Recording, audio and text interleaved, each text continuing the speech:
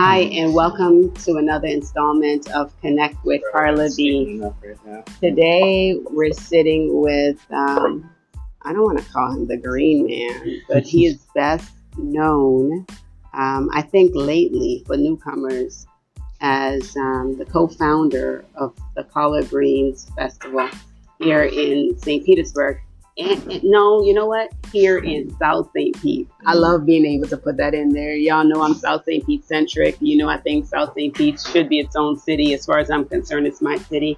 And it's the place where so much good is happening all the time. And maybe it's not talked about enough. But yeah, we got our own Collard Green Festival, thanks to my guests. But he is mostly known also for his long history with the Times newspaper. So without further ado, I'd like to introduce you to someone I know as Boyzell Hosey. So Boyzell, I got it. Boyzell, would you introduce yourself to us as if Nelson Mandela himself was here introducing you? What would Nelson say about you? What would you want us and the audience to know about you? Look, y'all, he giving me the thinking pose, and you could tell the woe is he didn't see that coming, and yet he said, "Ask me anything." As somebody in media, I should have known. I've never been asked that question before, because I do get a lot of questions about my name, Boyzell. It's unique. Mm-hmm. Yeah, you're the only Boyzell I know. Yeah, I've looked it up. There's one other Boyzell in the country.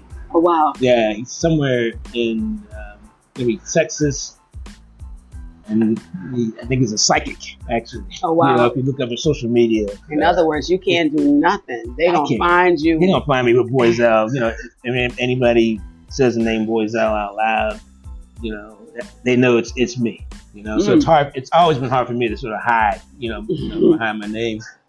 But yeah, if Nelson Mandela, wanted me to introduce myself, he might ask, what's the origin of my name? You know, that's been something I've dealt with my entire life, and it comes from my grandfather, who I never knew, who died when he was in his early 30s in Mississippi. Wow. My mother's father, he was half Choctaw Indian. Okay. And his name was Boyzell. Oh, okay. And so in our family, we have a lot of Zells. Okay. Z-E-L-L. There's Ron Zell, I-Zell, Cat-Zell. So they combined Boyzell with Boyzell. And interesting enough, it's spelled Boyzell. I just found out a year ago. I went to my last remaining aunt's funeral up in Springfield, Massachusetts. Okay. And my older cousins told me that originally my name had the French spelling, Boyzelle. And I was shocked. Wow. The story they told me was that no one can get it right. My mother was trying to tell everybody it's Boyzell. And no one could get it right. They kept saying Boyzell. Right. So she changed it to. What age did they share? What age it was changed? No, they didn't. Yeah, because the whole name thing was always something in my family. My mother's name was Aurelia. She spelled it Arelia. Okay. When she passed away, I found her birth certificate, and it's spelled like the Brazilian flower. Oh, wow. Aurelia, Auriella. Wow. Yeah. So interesting. Yeah, this whole idea of conforming to fit. Yeah. Versus transforming. Yes. To expound on people's thinking and challenge the way they view, see, and understand things. Right. Because the way that was spelled originally has more to do with your heritage. And the shift in it had to do with conforming to standards here. So that's interesting. That's really interesting. We just had our family reunion, the Hosey family reunion, this past Memorial Day, and we were able to connect because of some research that my sister has been doing beyond our grandfather to our great grandfather. And the Hosey name is a slave owner's name. It's a plantation name. There were two big plantations, one in North Carolina, the Hosey plantation in North Carolina, and the Hosey plantation in Mississippi. So we're discovering a bunch of commingling going on. Right. So that prompted me recently to send away for my DNA. Yours? I did it. Oh just literally this last week. I got a text saying that the results were in, and I did a quick scan because I need to be in a space where I can absorb this, and I've been too busy lately to get to that space. Which one did you do, and how long did it take? Ancestry.com. Okay, I'm still debating. I'm doing it before the end of the year. Yeah. Because my daughter has been, for all of her upbringing, she's been, Mom, I want to know, please do your ancestry, please. And I'm like, no, they want to steal my organs. My organs aren't even good for stealing. Yeah, right. I thought about all that too. But this year, I think I was looking at African ancestry. Yeah. And that one, you have to do it separate. So as a woman, I have to get the DNA from my dad to do my paternal side. Then I could do my maternal side independent of my mother. Right. And so I'm like, which one do I use and what information? I just don't want it to be disproved that I'm not from Ethiopia, which is my own hidden belief. I figured I could do more than one if I want to. I thought about that too. So especially with AI. Yes. Having your results, you don't know what's going to happen. But then again, my need to know was so overwhelming. And what I know so far is that 24% of my DNA points to Cameroon. Okay. Yeah. So, wow. So how does that make you feel? I'm feeling like you just said earlier. I'm on this transformative journey. To not no longer conform. Right. It's got me thinking all kinds of stuff. Right. Should I grow my hair out now? Right. I'm seriously considering. Right. I've told my wife, I said, I can see myself getting to a point where I actually change my, at least my last name. Wow. Or, making an iterative process where my last name is hyphen because I would like for it to connect to my original roots.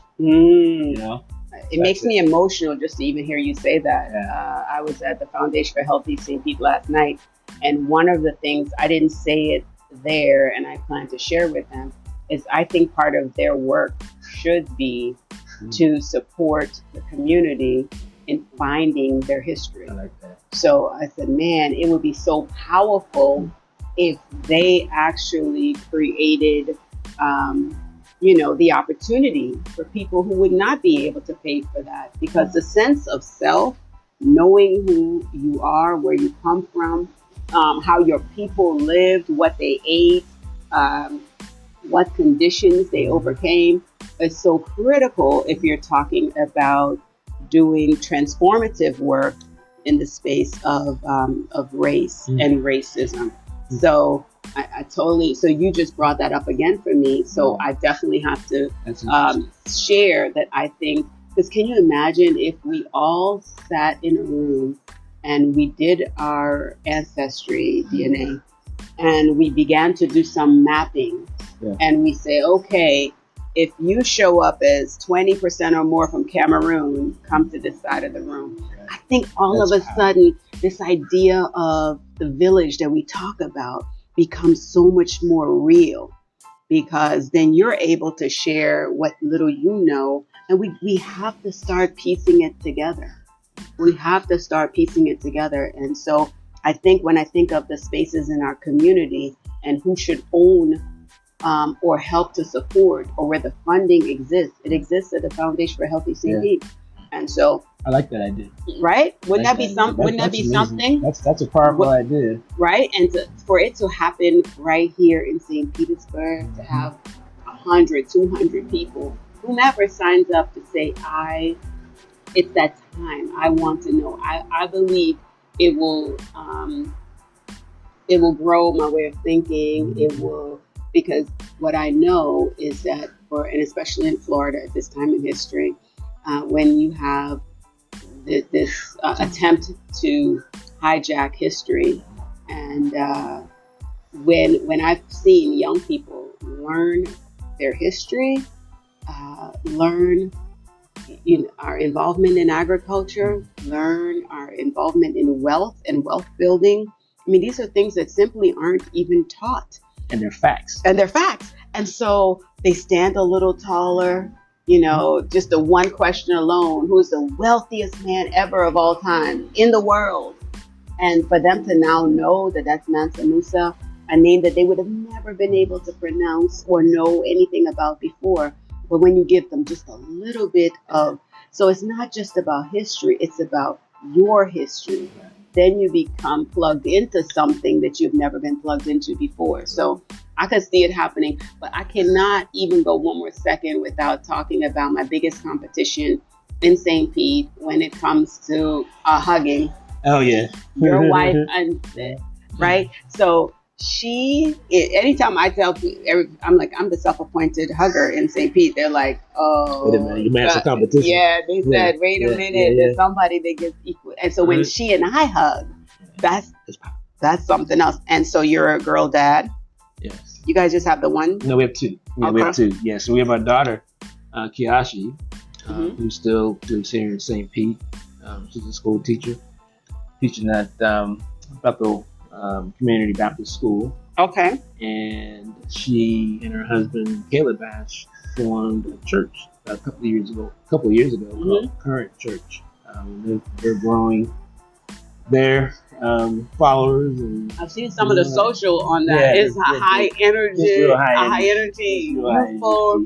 Like it's the whole idea that church, you could still be yourself and be in church. Yeah. You don't have to have, you don't have to wear the half slip and the stocking and the. No, it's definitely tapping into a more progressive and open mindset. When it comes to the notion of church. So then we have a son, Jockway. He's in Pittsburgh, and he's got 3 kids, our 3 grandkids, who just visited with us a few weeks ago for the summer. So, the 3 grandkids? Yes. How was that? It was great. We've had the 15-year-old we've had since age 5. He's always visited us in the summer. Every summer, okay. Yeah, we even took care of him for a little while, a couple of years ago, right during the pandemic. We took care of him. And then the 2 younger ones are 8 and 9. This is their first visit to Florida. Right. So my wife, Andrea, as you know, the hugger, she's a former school teacher. She had every minute, day planned out for them. Wow. Well, I continued to work for the most part. And do you even remember how we first connected? What was your first memory of connecting with me? If you can remember. If you can't, it's okay. I'm short on a lot of details like that. But I'm trying to think how we connected. It may have been at some community event. I want to say there were some drums involved. Okay. Maybe it was a Kwanzaa celebration or something like that. But it just seemed like from that time on, we just kept running to each other. The circles that we were running. And it could have been back in 2015, I think it was, when the Times did the story on the gallery. Oh, that was it. And you may have come in to photograph the gallery and to photograph Brainstorm. And that's right. That's right. And you were talking about the film festival at the time. And I remember that time because it really struck a chord with me, because getting back to my roots as an artist is always something that calls to me. Right? My career as a photojournalist, took over everything, and so I don't have as many opportunities like I used to, like I crave to get back to the art side of what I do. So I do remember that. I remember being really inspired by you having that gallery. And then we all know I've been waiting to be the one to curate your first, or at least in this season. This, yeah, look. You know they say a closed. I'm eating right now, but a closed mouth don't get bit. So I'm like, wait a minute. You have taken some incredible photographs, and it would be so powerful. And even for the sake of, for the younger kids to see that you can actually make a career out of this, right? I mean, now everything is being done on the cell phone. They have the world in their hand on a cell phone. And, but to see that somebody has, you know, how do you tell a story with one picture is the gist of it, you know? And so I just feel like it's something that you have in you that's owed to us, the community, to see that collective in one, you know, in one space, and be able to appreciate that long journey that you've taken to where you are now. I don't know much about your new endeavor. I just know it doesn't seem local. It seems very much remote, and you're traveling a lot. Tell us about that. Okay. You want to start from now, and then we're back? Yeah. Do what you want to do? Yeah. So, as you know, I left the Tampa Bay Times in the spring of last year, 2022. After how many years? After 24 years. 24 years. I started as what they called a hybrid. I was a photographer and picture editor. And so I was on the street shooting some, and then cutting my teeth with picture editing and then management.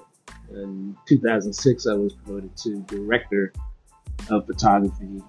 And then after that, I progressed to assistant managing editor, and then deputy editor, but still over the photography department.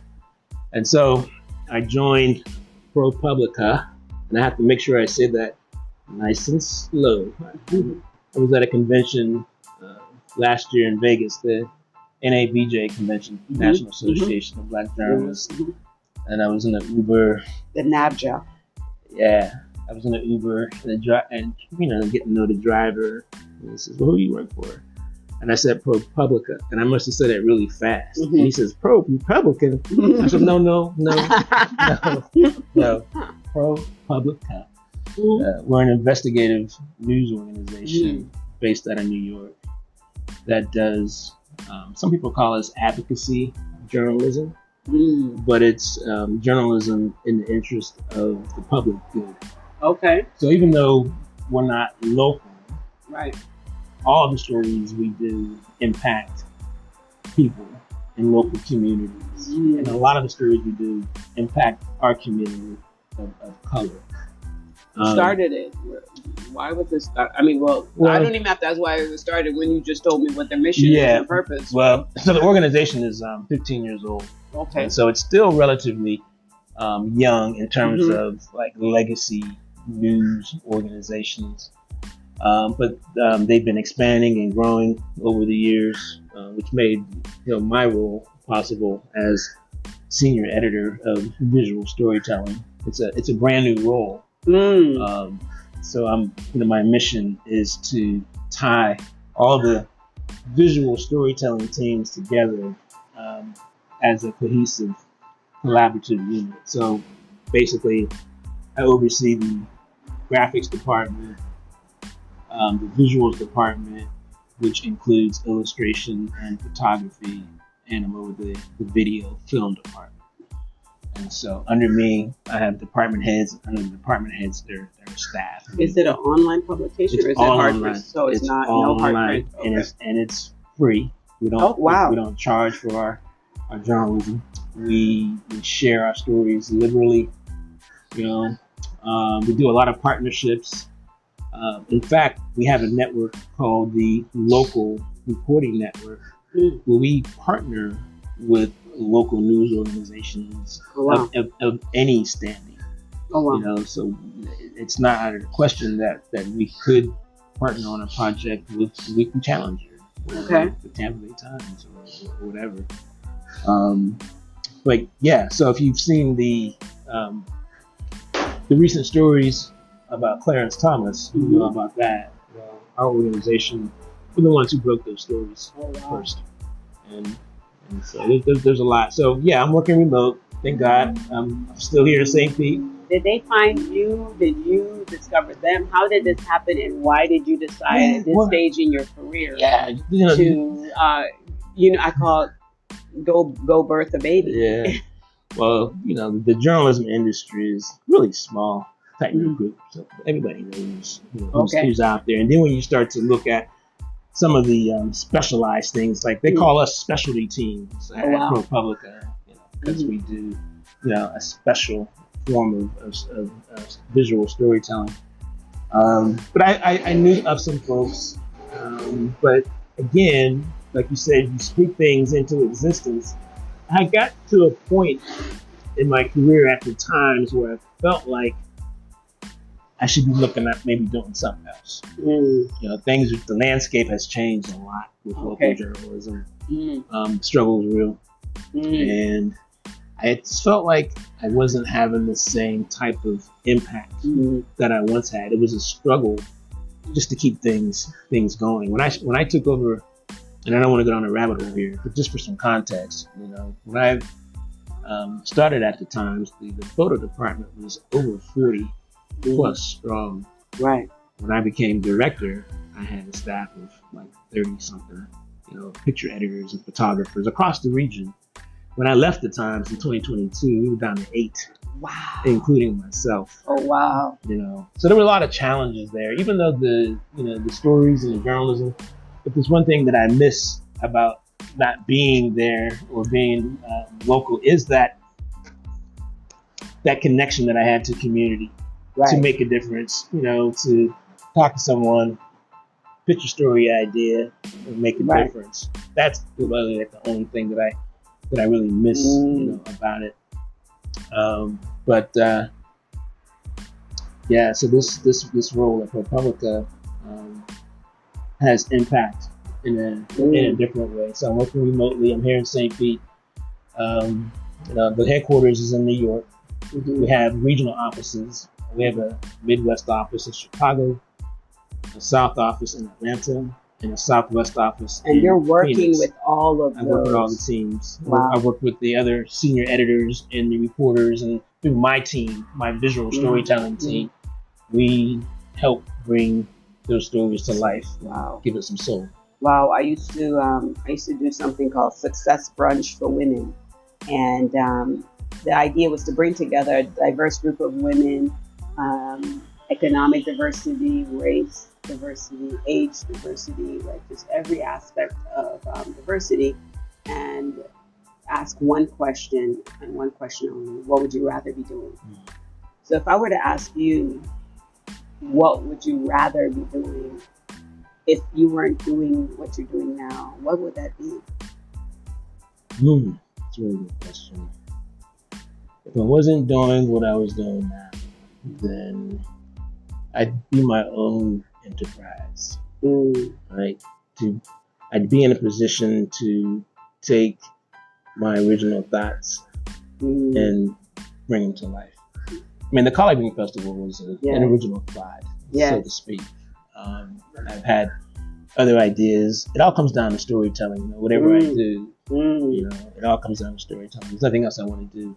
I love to cook, but I don't want to. Yeah, the word on the street. Look, the word on the street, y'all. I don't want to put him out there like that.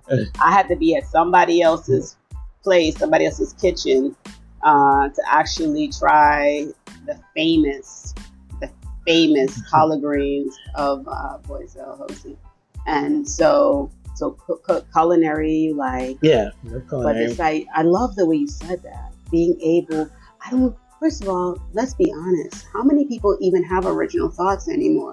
I was having a good conversation this morning about, it was all centered around hip hop, and because there's a hip hop event coming up, and it was centered around hip hop. And so we started tracing back the clothing, sneakers, and which sneaker brand, and who, when Run DMC made my Adidas, and then all of a sudden everybody wanted to shell top Adidas, and and who made Converse, who made Nike popular, who made Kangol hats, and we started talking about United Colors of Benetton and conversations. This is why, y'all, honestly, I love being in the age group that I'm in because we can actually have conversations and know what each other is even talking about.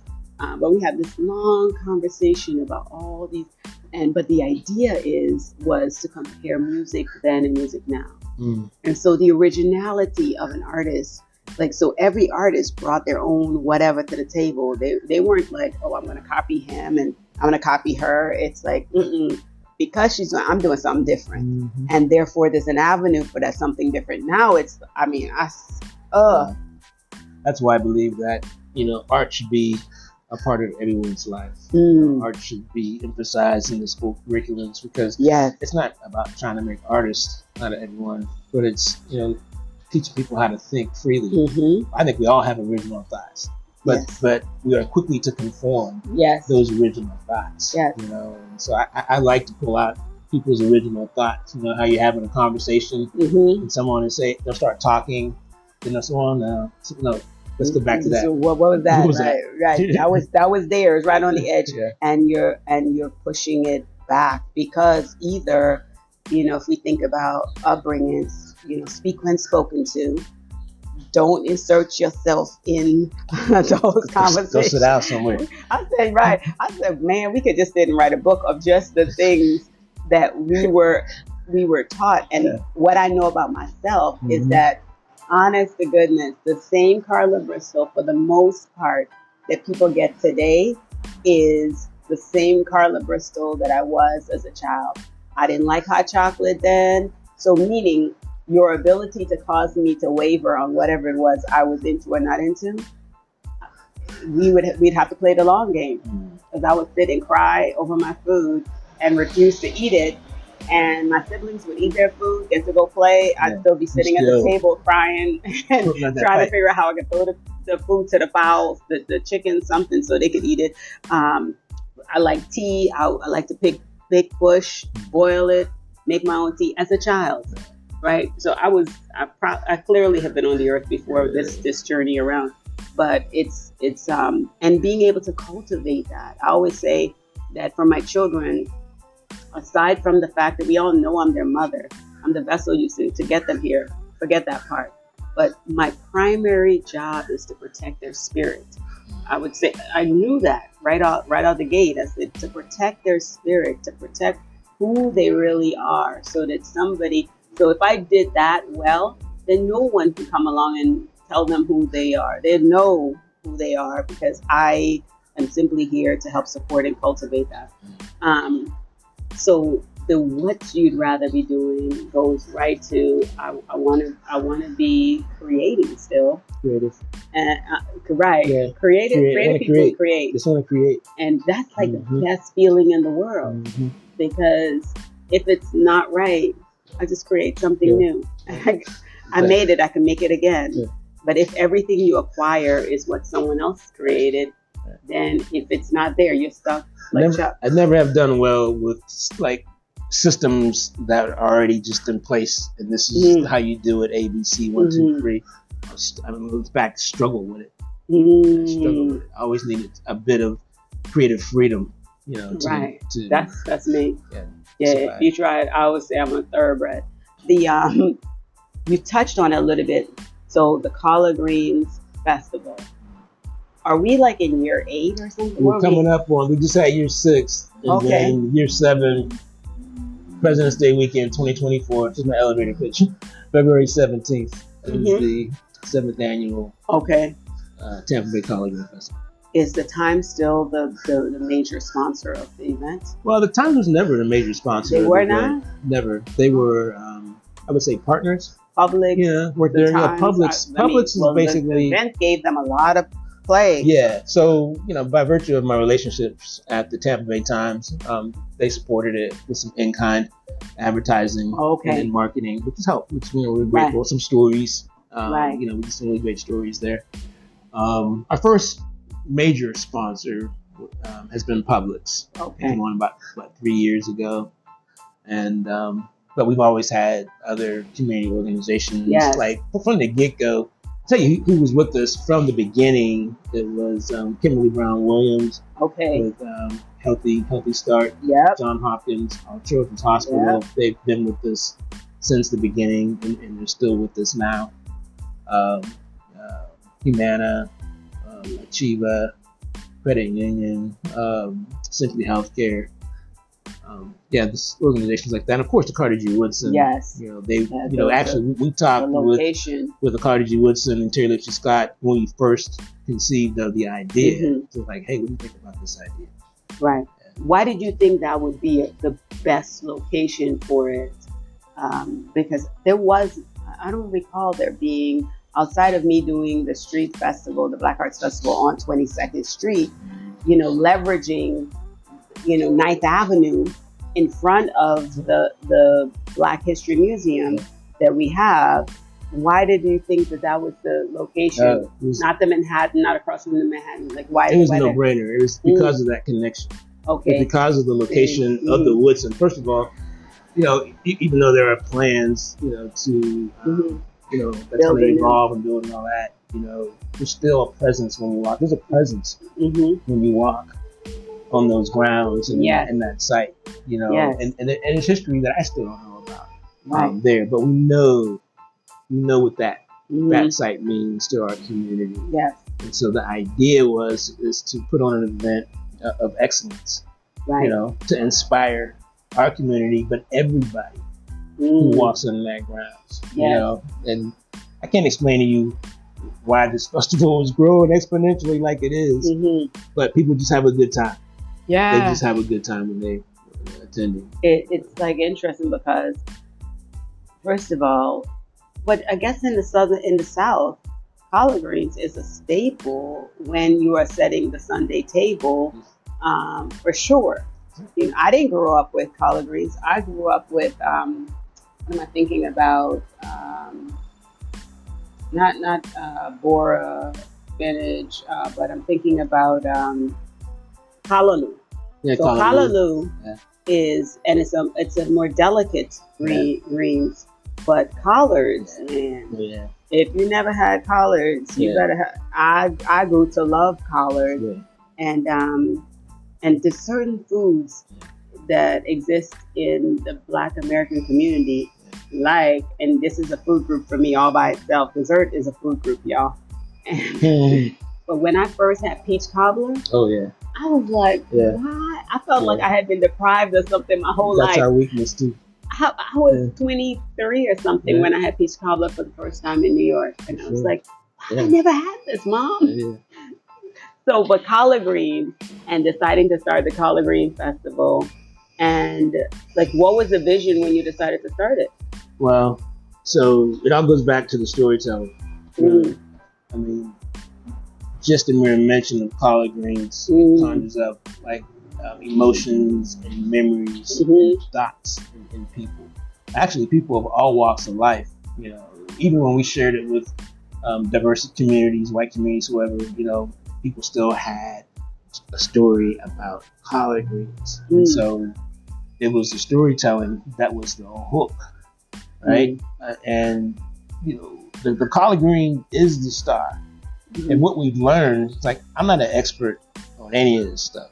We're just really facilitators. But we realized that we had something that can bring people together, that can unite a community. And if you can get people together, now you reach out to the experts to give information. And the festival is about inspiring us to live healthier through the foods that we love to grow and eat. Right. Now, you're going to see a little bit of everything when you come to the festival. Yeah, you will. It's a lot of junk food, but you got people in that space. And the way it all started was an accident.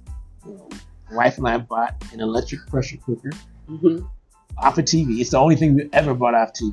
Oh, wow. And so she's the collard green connoisseur. She loves collard greens. So she can eat them every day. The ladies that she teaches at the church for liturgical dance, they were making her big pots of collard greens. So I started experimenting with making collard greens in an electric pressure cooker. Got pretty good at it. One day I made a mistake. I forgot to put my chicken broth in because I thought I needed liquid Couldn't find out the greens have enough moisture inside. You don't need any liquid. Oh, wow. So got my seasonings, my olive oil. I got this process down to like 30 minutes. Like in 1 hour, from start to finish, I can make a bad pot of collard greens. People started tasting them. We had them at church. We started selling them at church for a fundraiser to help the kids, the youth group. Right. And then a co-founder, Samantha Harris, at the time, she was an assistant minister at Bethel. Her kids were in the media ministry. So this whole fundraiser was helping the media ministry, which I was over at the church. So we started selling collard greens to help the media ministry. And one day we were talking about perhaps commercializing the greens because everybody likes them. Maybe we should sell them at the MLK Day parade. Right. And I blurted out jokingly, let's just start a collard green festival. And we laughed. And then we paused and we said, wait a minute.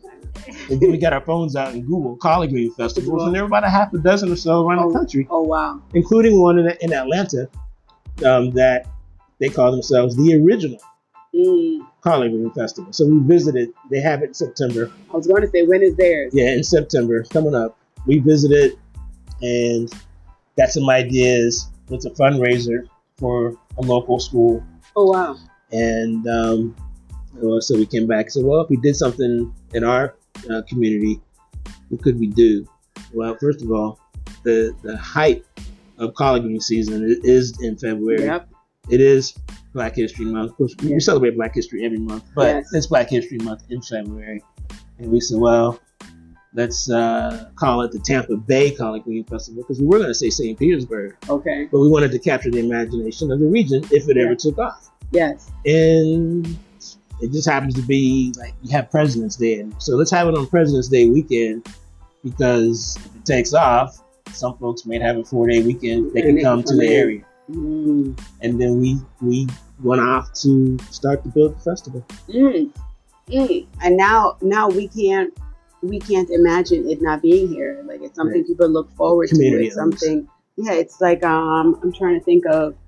In New York, in Brooklyn, there's like it's called the African Street Festival that used to happen all the time at this particular high school around the track, and it would have so this is food vendors, clothing vendors, everything you can imagine in a cultural event is what's going on here.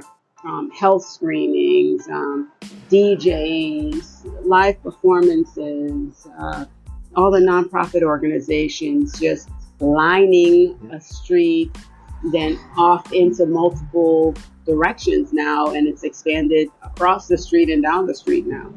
So it's and growing in a historic area of St. Petersburg, where there's also right at the intersection of the African American Heritage Trail. Right there. So it's right at where it intersects. So it's like the perfect location. I'm proud of it. And people have asked us, well, you should move it downtown. You should move it to the shop. No. Thank you. We don't have any intention on doing that. Thank you for that.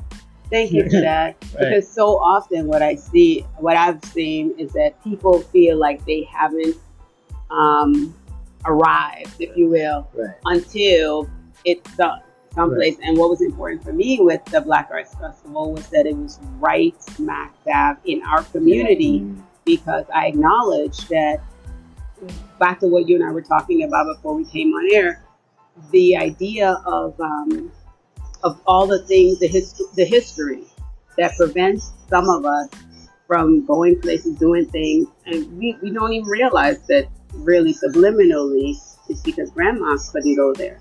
So when I go there, I mean, I feel as good, as comfortable. So we need to bring it home into the neighborhood, because we go everywhere to get everything.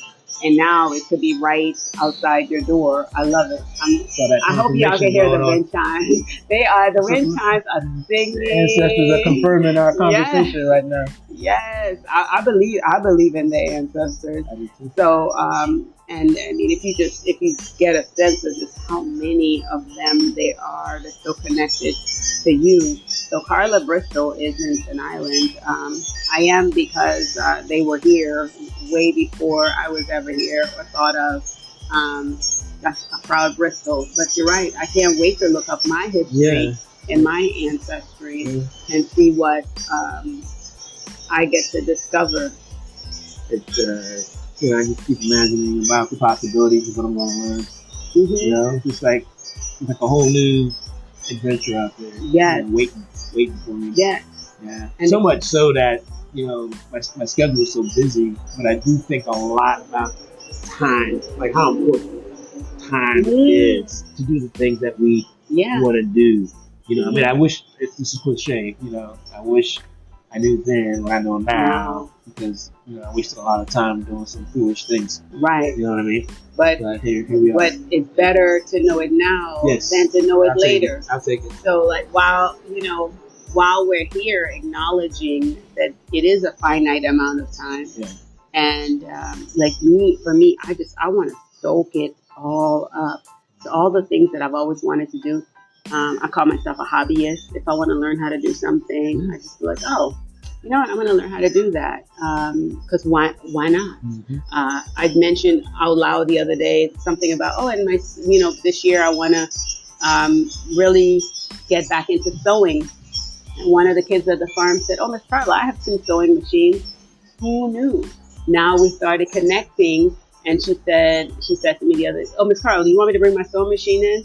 I said, let me look I might have an extra sewing machine I could bring in, but we are connected, and we can, as grown folk, help tie some of the younger generation to core things that would. Can you imagine how you feel if you could mend your own clothes, if you could sew your own clothes, if you can do your own upholstery? Original thing. You just gotta, a lot of these things we just have to speak it into existence. Literally. Yes. Speak it into existence. This is a beautiful place to be in, and a beautiful time of life, and a beautiful time in life. So I love that you're here. I love that you're a part of the community that I get to be a part of. That's pretty special. And especially because I'm so tied to the creatives in my community. So thank you for bringing us to Collard Green Festival. Thank you for listening to yourself and going on this journey to ensure that accuracy in media, which is, that in and of itself is a story, because people are led astray completely all the time based on a story. So accuracy in media and being able to have a truthfulness and not the sensationalism. And what do you know? I feel like it's making a comeback. I really do. I feel like media is starting to say, oh, we want to intentionally, deliberately tell stories that are positive about communities that we've harmed based on the storytelling, based on our reactive storytelling. There isn't a proactive media because it's about ratings. Right. Well, so the whole thing is, you're right in some respects. The entire industry is still in a bit of upheaval, and it's evolving.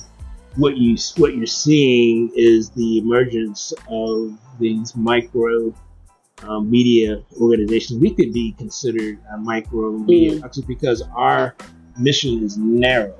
The only thing we do is investigative journalism. We're not doing sports. We're not doing features. It's investigative, and we show our receipts.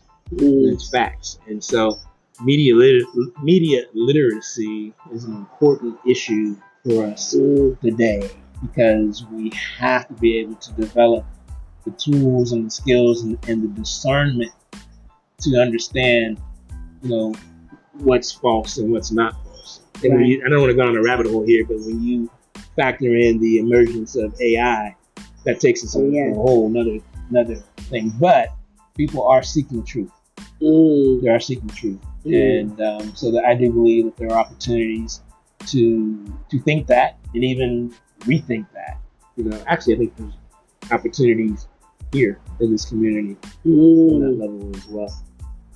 Well, we have a whole new generation coming up, and they're relying on us Actually, they're not relying on us, but we should still feel a sense of responsibility for redirecting ourselves if we know we're going in a unfruitful direction. That would be the way I would say it. I kind of looked at things in the last 5 to 10 years as far as, my career and in the context of leadership and investing in our next generation. It's actually one of my daily prayers, like on my Bible app. I have these prayers, these personal prayers, and one that comes up that I wrote down a couple of years ago is, investing into our next generation.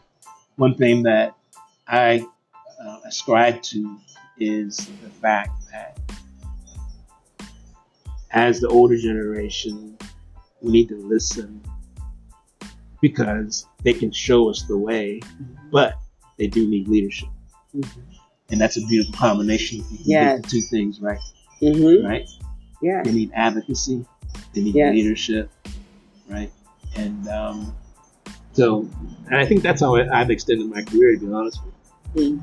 If you look at my legacy at the Tampa Bay Times, and you look at the makeup of the staff, that I molded, that I built, obviously it was the most diverse staff there, but it was nothing for me to put a Black woman, that's just starting her career out as the lead photographer that shoots baseball for the Tampa Bay Rays. It was nothing for me to put a Black woman, on the sports beat to shoot the Tampa Bay Buccaneers.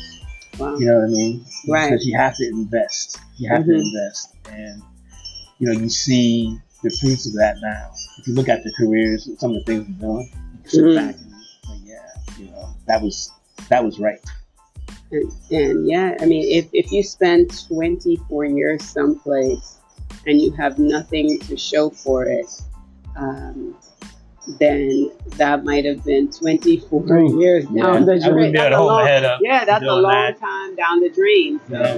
So we have to make room. And then I'll say this. You and I started off talking about the importance and value of time, and really ensuring that there's value in how you spend your time. And I would dare say value and impact on how you spend your time. And for me, it's the impact of what I do and how it helps my community. And to be fair, included in my community, of course, are my own children and the children in my community that I believe they're mine too. But for them, doing something that's going to have it. We are the ones with a lot of vision. And when you have vision and you don't execute on vision, you limit the breadth for what your community gets to experience. Yeah. So I've been grateful to be blessed to not say, I call it, stay stuck on the baby bottle. For me, the baby bottle was corporate America. The last 9-10 years, I've really been able to do what I'd rather be doing and not just talk about it or invite other people to do that, but to get a chance to do it. So that's a blessing that I'm not. I always say when you're 70 and sometimes 80, you hear people talk about what they woulda, coulda, shoulda done. And I'm still. So do what you can now. That's why you're such an inspiration. You Thank you. All that, through the gallery, the farm, now this podcast. Yes. It don't take you long to get from 0 to 60. One of my philosophies is it don't take all day to do nothing. So I'm glad we were able to sit, talk, and listen to all these. I'm hopeful that the mic was able to pick up some of these wind chimes. I know. Man, all of a sudden, we say certain things and the ancestors would start just having these chimes move and sing for us. So enjoy just this time that you were able to ear hustle with us. And we're hopeful that you recognize the importance of connections. And we left you with a few bits and bites to chew on. Until next time.